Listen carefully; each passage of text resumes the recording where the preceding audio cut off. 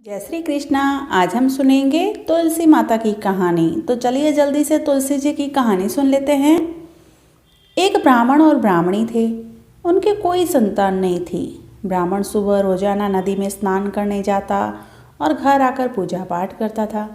एक दिन ब्राह्मण नदी पर गया, स्नान संध्या की और फिर जाने लगा तो पीछे से किसी ने आवाज़ दी, बाबा मैं भी आऊँ। उसने पीछे मुड़कर देखा तो कोई नहीं था। फिर से चला कि आवाज़ आई। उसने कहा कोई दिखता तो है नहीं।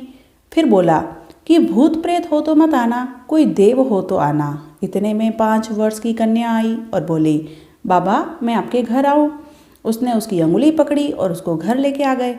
घर आने पर उसकी स्त्री ने पूछा, ये छोटी बच्ची कन्या किसकी है?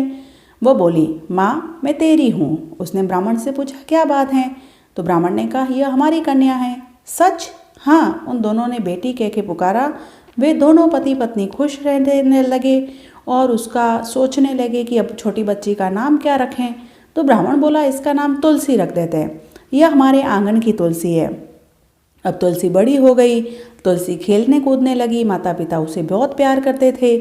अब वह बड़ी हुई तो शादी के योग्य हुई तो माता पिता चिंता करने लगे। तो तुलसी बोली, मेरी चिंता मत करना, मुझे तो स्वयं भगवान श्री कृष्ण लेने आएंगे, तुम तो तैयारियां करो शादी की। माता पिता ने जब ये सुना तो उन्होंने मुहूर्त निकलवाया।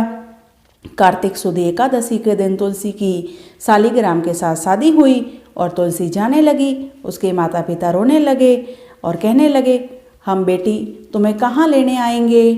तो तुलसी ने कहा, माता पिता आप मेरी चिंता मत करना, मेरा ससुराल द्वारका धाम है, आप जब याद करोगे मैं आ जाऊंगी।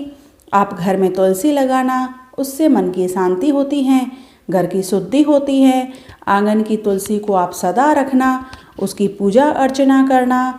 जय माँ तुलसी, जय माँ तुलसी।